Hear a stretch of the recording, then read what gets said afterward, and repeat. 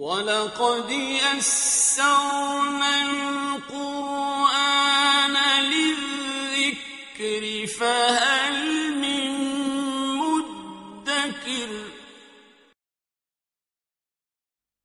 اعوذ باللہ من الشیطان الرجیم بسم اللہ الرحمن الرحیم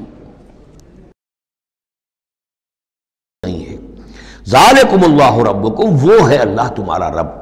اصل میں یہ انداز سمجھ لیجئے کہ چونکہ جو یہ مشرکین مکہ اور عرب تھے وہ اللہ کو مانتے تو تھے، اصل میں اس کی صفات کمال، اس کی قدرت، اس کی عظمت، اس کے بارے میں ان کا ذہن کچھ جو ہے محدود ہو گیا تھا، ورنہ اللہ کے منکر تو وہ نہیں تھے۔ ذالکم اللہ ربکم، دیکھو جس اللہ کو تم مانتے ہو وہ ہے وہ اللہ جس کی یہ شان ہے۔ تم نے اس کی اصل حقیقت کو نہیں پہچانا، تم نے اس کو جو ہے بہت ہی کمزور اور ضعیف سی کوئی شخصیت سمجھا ہے کہ جس کے اوپر کوئی دباؤ ڈال کر بھی اپنی بات منوا لے گا۔ تم نے سمجھا ہے جیسے کہ تمہاری کوئی بچی آ جائے اور تم سے کچھ چیز مانگے تو اگر تم دے سکتے ہو تو ضرور دے دیتے ہو، ایسے ہی اس کی بچیاں بھی ہیں، یہ فرشتے جو ہیں جس کی سفارش کریں گی وہ جو ہے سب کو بخش دیے جائیں گے۔ یہ تم نے اپنے اوپر جو ہے قیاس کر لیا ہے اللہ تعالیٰ کو، اس کی قدرت، اس کی عظمت، اس کا وراء الورا ہونا، اس کا بکل شیء علیم ہونا، اس کا علی کل شیء قدیر ہونا، اس کا ہر جگہ پر موجود ہونا، اس کا تم تصور نہیں کر پا رہے۔ ذالکم اللہ ربکم، وہ ہے اللہ تمہارا رب جس کو ہم اس طرح بیان کر رہے ہیں۔ لا الہ الا ہوا، اس کے سوا کوئی معبود نہیں ہے، خالق کل شیء، وہ ہر شے کا بنانے والا، پیدا کرنے والا ہے۔ فاعبدوہ، بس اسی کی بندگی اور پرستش کرو۔ وَهُوَ عَلَىٰ كُلِّ شَيْءٍ وَكِيلٌ، اور وہ ہر شے کا کارساز وہی ہے، کوئی تمہارے لیے کارساز نہیں۔ لا تتخذوا من دونی وکیلا، میرے سوا کسی اور کو اپنا کارساز نہ سمجھنا۔ لا تدرکہ الابصار وہو یدرک الابصار وہو اللطیف الخبیر، اسے نگاہیں نہیں پا سکتی، کیوں؟ هو اللطیف، وہ اتنا لطیف ہے، اتنا لطیف ہے، اتنا لطیف ہے کہ تمہاری نگاہیں اسے نہیں پا سکتی، نہیں دیکھ سکتی۔ لا تدرکہ الابصار وہو یدرک الابصار، وہ تمہاری نگاہوں کو پا لیتا ہے، جو اس لیے کہ وہ خبیر ہے، وہ باخبر ہے۔ تو لطیف اور خبیر کے جو دو یہاں اسماء آئے ہیں وہ در حقیقت اس نوعیت سے کہ وہ تو اتنی لطیف ہستی ہے۔ چنانچہ شب معراج میں بھی آیا حضور نے اللہ کو دیکھا یا نہیں دیکھا، اس میں کچھ اختلاف ہے۔ حضرت علی کی رائے یہ ہے کہ دیکھا، حضور نے اللہ کو دیکھا، لیکن حضرت عمر اور حضرت عائشہ رضی اللہ تعالی عنہ ان کی رائے یہ ہے کہ نہیں، اور حضرت عائشہ کا قول یہ ہے نور انا یرا، تو نور ہے، اسے دیکھا کیسے جائے گا؟ تو وہ اتنی لطیف ہستی ہے کہ اس کا دیکھنا ہماری نگاہوں سے ہم نہیں دیکھ سکتے، دل کی آنکھ سے دیکھ سکتے، دل کی آنکھ سے محمد رسول اللہ دنیا میں بیٹھ کر بھی دیکھ سکتے تھے، لیکن ان آنکھوں سے دیکھنا ممکن نہیں ہے۔ جیسے کہ حضرت موسیٰ نے جب استدعا کی تھی رب ارنی انظر الیک، تو صاف کہہ دیا کہ لن ترانی، تم مجھے نہیں دیکھ سکتے۔ لا تدرکہ الابصار، اسے نگاہیں نہیں پا سکتی، ادراک نہیں کر سکتی اس کا تمہاری نگاہیں۔ وہو یدرک الابصار، وہ تمہاری نگاہوں کو پا لیتا ہے، وہ دیکھ رہا ہے تمہیں، ہر چیز تمہاری جو ہے وہ اس کے سامنے آیا ہے۔ وہو اللطیف الخبیر۔ قد جاءکم بصائر من ربکم، دیکھو تمہارے پاس آ چکی ہیں بصیرت افروز باتیں تمہارے رب کی طرف سے۔ فمن ابصر فلنفسہ، تو جو کوئی دیکھے گا، آنکھیں کھولے گا، حقائق کا مواجہہ کرے گا، حقیقت کو تسلیم کرے گا، تو وہ اپنے بھلے کے لیے، فلنفسہ۔ ومن عمی فعلیہا، اور جو کوئی اندھا بن جائے گا، آنکھیں بند کر لے گا، حقیقت کو نہیں دیکھنا چاہے گا کسی تعصب کی وجہ سے، ہردرمی کی وجہ سے، ضد کی وجہ سے، تو اس کا سارا وبال اس پر آئے گا۔ وما انا علیکم بحفیظ، اور بہرحال میں تمہارا کوئی نگران نہیں ہوں، میں تمہارے اوپر کوئی ٹھیکیدار نہیں ہوں، میں تمہاری طرف سے جواب دہ نہیں ہوں۔ وَكَذَلِكَ نُصَرِّفُ الْآيَاتِ، اور اسی طرح ہم اپنی آیات کو گردش میں لاتے ہیں۔ وَلِيَقُولُوا دَرَسْتَ، تاکہ یہ پکار اٹھے کہ اے نبی صلی اللہ علیہ وسلم آپ نے سمجھانے کا حق ادا کر دیا۔ درستہ اصل میں عربی زبان میں آتا ہے درس یدرسو، لکھنا مٹانا، لکھنا مٹانا۔ جیسے بچے شروع میں جب کوئی تعلیم حاصل کرتے ہیں تو تختی ہے، تختی لکھی پھر دھو دی، پھر لکھی پھر دھو دی۔ اب تو خیر تختی وقتی شاید آج لوگوں کے ذہنوں سے نکل گئی ہوں گی باتیں، آج کا بچہ کیا سمجھے گا تختی کس بلا کا نام ہے؟ یا سلیٹ ہوتی تھی، اب اس میں کچھ کیا پھر دھو دیا، پھر کچھ لکھا پھر صاف کر دیا۔ تو یہ ہے کہ کسی کو پڑھانے کے لیے تدریجاً بار بار درستہ، اے نبی آپ نے خوب بار بار ہر طرح سے، ہر اعتبار سے، ایک پھول کا مضمون ہے تو 100 رنگ سے باندھوں، آپ نے بات سمجھا دی۔ وَلِنُبَيِّنَهُ لِقَوْمٍ يَعْلَمُونَ، تاکہ واضح کر دیں ہم اس کو ہر طرح سے ان لوگوں کے لیے جو علم حاصل کرنا چاہیں یا جو علم رکھتے ہیں۔ اتَّبِعْ مَا أُوحِیَ إِلَيْکَ مِن رَبِّکَ، اب دیکھیے یہاں پر میں نے آپ سے کہا تھا کہ بار بار حضور سے خطاب آئے گا، لیکن یہ خطاب صرف حضور سے نہیں ہوتا، یہ حضور کی وساطت سے امت کے لیے بھی، اہل ایمان کے لیے بھی۔ لیکن مکی صورتوں میں آپ کو 2/3 قرآن میں براہ راست خطاب مسلمانوں سے بہت کم ملے گا، شاذ۔ یہ خطاب جو ہے چونکہ جب امت کی شکل بنی ہے مسلمانوں کی، وہ تحویل قبلہ کی بات بنی، اب امت ہے۔ کذالک جعلناکم امۃ وسطا لتکونوا شہداء علی الناس ویکون الرسول علیکم شہیدا۔ پھر خطاب، پھر تو ایک سورہ حجرات جو ہے 18 آیتیں 5 دفعہ یا ایھا الذین آمنوا یا ایھا الذین آمنوا یا ایھا الذین آمنوا یا ایھا الذین آمنوا، لیکن یہ کہ آپ کو اتنی لمبی لمبی صورتوں میں یا ایھا الذین آمنوا ملے گا ہی نہیں۔ اہل ایمان سے بھی جو کہا جا رہا ہے وہ حضور سے واحد کے صیغے میں، اتبع ما اوحی الیک من ربک، پیروی کرو اس کی جو وحی کیا جا رہا ہے آپ کی طرف، آپ کے رب کی طرف سے۔ اور یہ صرف حضور کو نہیں، سب کے لیے۔ لا الہ الا ہوا، اس کے سوا کوئی معبود نہیں۔ وَأَعْرِضْ عَنِ الْمُشْرِكِينَ، اور ان مشرکوں سے ذرا کنارہ کشی کیجئے، ذرا اپنا چہرہ ان کی طرف سے آپ پھیر لیجئے، زیادہ ان کے حال پر توجہ نہ دیجئے۔ وَلَوْ شَاءَ اللَّهُ مَا أَشْرَكُوا، اگر اللہ چاہتا تو شرک نہ کرتے، اگر اللہ کو جبر ہی اختیار کرنا ہوتا اپنا اور بالجبر ان کو ایمان پر لانا ہوتا تو سب کو ایمان پر لے آتا۔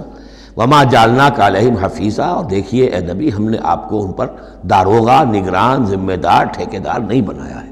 آپ کا کام ہے حق کو واضح کر دینا۔ انذر بہی، ذکر بہی، بشر بہی، اس قرآن کے ذریعے بشارت دیتے رہیے، قرآن کے ذریعے خبردار کرتے رہیے، قرآن کے ذریعے تذکیر کرتے رہیے، آپ کا کام یہ ہے۔ فذکر انما انت مذکر لست علیہم بمسیطر، یاد دہانی کرائیے، اس لیے کہ آپ یاد دہانی کرانے والے ہیں، آپ ان کے اوپر داروغہ نہیں ہیں۔ وما انت علیہم بوکیل ولا تسبوا الذین یدعون من دون اللہ فیسبوا اللہ عدوا بغیر علم۔ اب یہاں مسلمانوں سے خطاب ہے، لیکن دیکھیے یا ایھا الذین آمنوا نہیں ہے، یہ خاص ہے قرآن کے اسلوب کو سمجھنے کے لیے۔ اور مت گالیاں دو ان کو، برا بھلا کہو ان کو جن کو یہ پکارتے ہیں اللہ کے سوا، یعنی کوئی جوشیلا نوجوان مسلمانوں میں سے اور وہ گالیاں دینی شروع کر دے لات اور عزا اور منات کو، کیا ہے یہ، کچھ نہیں ہے، ان کی کوئی حیثیت نہیں ہے، تو یہ ساری چیزیں ٹھیک نہیں ہیں۔ ان کے وہ محترم انہوں نے جو بھی گھڑے ہوئے ہیں، ان کے ذہنوں میں ان کی عظمت ہے، ان کی عقیدت ہے، خام خواہ وہ جوش میں آ کے، غصے میں آ کے اب اللہ کو گالیاں دینے لگیں گے، تو اس سے یہ کہ خام خواہ اس طرح کا اشتعال آمیز انداز اختیار نہ کرو۔ ولا تسبوا الذین یدعون من دون اللہ، مت گالیاں دو یا برا بھلا کہو انہیں جنہیں یہ پکارتے ہیں اللہ کے سوا، فیسبوا اللہ عدوا بغیر علم، تو اللہ کو گالیاں دینے لگ جائیں گے زیادتی کے اندر آ کر، زدم زدہ میں آ کر، بغیر علم کے۔ کذالک زینا لکل امۃ عملہم، اسی طرح ہم نے ہر قوم کے لیے اس کے عمل کو مزین کر دیا ہے، وہ اسی میں خوش ہے، مگن ہے۔ ہمارے آباء و اجداد کی مورتیاں ہیں، یہ دیویاں ہیں، دیوتا ہیں، اس میں مگن ہیں، ان کے احساسات ہیں، ان کے جذبات ہیں۔ سمجھاؤ ضرور، انذار کرو، تبشیر کرو، تذکیر کرو، تبلیغ کرو، نصیحت کرو، سب کچھ کرو، لیکن یہ ہے کہ ان کے ساتھ گالم گلوچ نہیں اور ان کے معبودوں کو برا بھلا کہنا نہیں۔ ثم الی ربہم مرجعہم، پھر ان کے رب ہی کی طرف ان سب کو لوٹنا ہے۔ فینبئہم بما کانوا یعملون، وہ ان کو جتلا دے گا جو کچھ کہ وہ کرتے رہے تھے۔ واقسموا باللہ جہد ایمانہم، اور وہ قسمیں کھا کھا کر کہتے ہیں، اب یہ وہی آ گیا جو عمود ہے اس سورہ مبارکہ کا، کچھ عرصے سے اس کچھ رکوعوں سے اس کا تذکرہ نہیں آیا تھا، اب پھر بڑے شد و مت کے ساتھ وہی بات، دکھاؤ ہمیں معجزہ، دکھاؤ ہم ایمان لے آئیں گے۔ کیوں نہیں دکھاتے معجزہ؟ نبوت کا دعویٰ ہے، رسالت کا دعویٰ ہے، عام دعویٰ تو نہیں کر رہے ہو تم، کیوں نہیں کوئی معجزہ دکھاتے؟ جب خود کہتے ہو کہ موسیٰ نے دکھائے، عیسیٰ نے دکھائے، فلاں نے دکھائے، قوم سمود کو دکھا دیا گیا معجزہ، تو آخر کیا قیامت آ گئی؟ ہمیں کیوں نہیں معجزہ دکھاتے؟ وَأَقْسَمُوا بِاللَّهِ جَهْدَ أَيْمَانِهِمْ، اور اپنے عوام پر اثر ڈالنے کے لیے قسم، خدا کی قسم ہے محمد ہم ایمان لے آئیں گے، آپ دکھائیے تو صحیح ایک دفعہ معجزہ، کیا بگڑتا تھا ان کا قسمیں کھانے میں؟ اقسموا باللہ جہد ایمانہم، وہ اللہ کی قسمیں کھا رہے ہیں اپنی پوری قوت کے ساتھ، شد و مت کے ساتھ۔ لئن جاءتہم آیۃ لیؤمنن بہا، اگر آیت آ جائے، نشانی آ جائے، معجزہ دکھا دیا جائے، وہ لازماً ایمان لے آئیں گے۔ قل انما الآیات عند اللہ، کہہ دیجئے نشانیاں تو سب اللہ کے اختیار میں ہیں، میرے اختیار میں نہیں، اللہ کا فیصلہ وہ نہیں دکھانا چاہتا۔ اب اس میں جو اثر پڑ سکتا تھا اہل ایمان پر، اس کا جواب ہے آگے، وما یشعرکم، اے مسلمانوں تمہیں کیا پتہ ہے، انہا اذا جاءت لا یؤمنون، جب وہ نشانی آ جائے گی تب بھی یہ نہیں مانیں گے۔ لیکن ان کی مہلت ختم ہو جائے گی، پھر وہ عذاب فوری طور پر آ جائے گا۔ ابھی در حقیقت اس میں خیر ہے، اس میں بھلائی ہے، اسی میں ان کے لیے اپنے اوپر سختی جھیل لو، اپنے اوپر جو بھی اس وقت تنگی آ گئی ہے، ضیق ہے، اس کو برداشت کرو، لیکن یہ کہ یہ چیز ان کے قوم کے حق میں، لوگوں کے حق میں مفید نہیں ہوگی۔ اور اب جو آیت آئی ہے وہ بہت ہی اہم ہے، وَنُقَلِّبُ أَفْئِدَتَهُمْ وَأَبْصَارَهُمْ كَمَا لَمْ يُؤْمِنُوا بِهِ أَوَّلَ مَرَّةٍ، ہم ان کے دلوں کو الٹ دیں گے، ان کی نگاہوں کو الٹ دیں گے، اس لیے کہ وہ ایمان نہیں لائے تھے پہلی مرتبہ۔ دیکھیے یہ قاعدہ قانون اب اچھی طرح سمجھ لیجئے جو سورہ بقرہ کے شروع ہی میں آ گیا تھا پہلے رکوع میں۔ انسان کا معاملہ یہ ہے کہ اللہ تعالیٰ نے اسے جو صلاحیتیں دی ہیں اگر وہ اس کو استعمال کرے گا تو اس صلاحیت میں اضافہ ہوتا ہے۔ آپ علم جو ہے لوگوں کو سکھائیں گے، آپ کے علم میں اضافہ ہوگا۔ آپ آنکھ کا استعمال کریں گے، آنکھ کی بصارت برقرار رہے گی۔ پٹی باندھ دیجئے آنکھ پر، 2-4 مہینے تک پٹی بندھی رہے، بصارت زائل ہو جائے گی۔